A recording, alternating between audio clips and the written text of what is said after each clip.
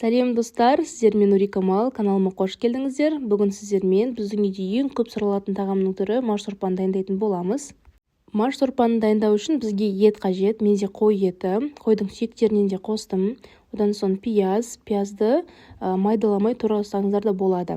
Одан соң картоп пен сәбізді 4 бұрышты етіп турап аламыз. Аса қатты негізі маңызды емес, қалай турасаңыздар да. Одан соң күріш және де маш керек болады.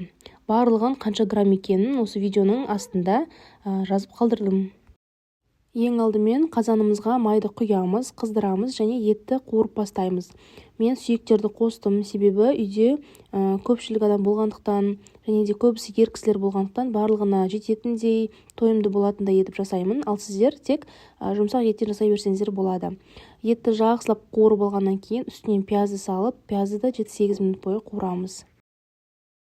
Келесіде бізде сәбізді де 4-5 минут бойы қуырамыз. Одан соң үстінен бір ас қасық томатная паста салып жақсылап араластырамыз.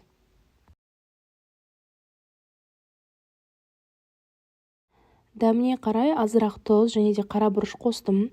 Қалғанын машымыз жарылып піскеннен кейін қосатын боламыз, себебі ол уақытқа дейін маш өзіне ешқандай дәм сіңірмейді. Одан соң үстіне өздеріңізге керектідей су құямыз, қақпағын жауып, бір қайнап шыққанша қалдырамыз. Сорпамыз қайнады, бетіндегі көбіктерін аламыз. Одан соң үстінен машты саламыз. Маш ұзақ піседі, 40-45 минуттай орташа отта қақпағын жауып қалдырамыз. Сорпамыз 40 минуттай қайнаған соң үстінен қалған картоп пен күрішті саламыз және дәміне қарай дәмдеуіштер қосамыз. Менде дәмдеуіштерден универсальный приправа және де тұз. Жақсылап араластырамыз. Егер де дәміне жеткіліксіз болса, тағы да дәмдеуіштер қоссаңыздар болады. Қақпағын жауып 15-20 минут тағы да қайнатамыз. Біздің сорпамыз дайын болды. Түрінен көрініп тұрғандай дәмі де өте керемет, дәмді болып шықты. Ең бастысы тойымды және пайдалы болып шықты. Сіздер егер бұл тамақты бұрын-соңды жасамаған болсаңыздар, міндетті түрде жасап көріңіздер.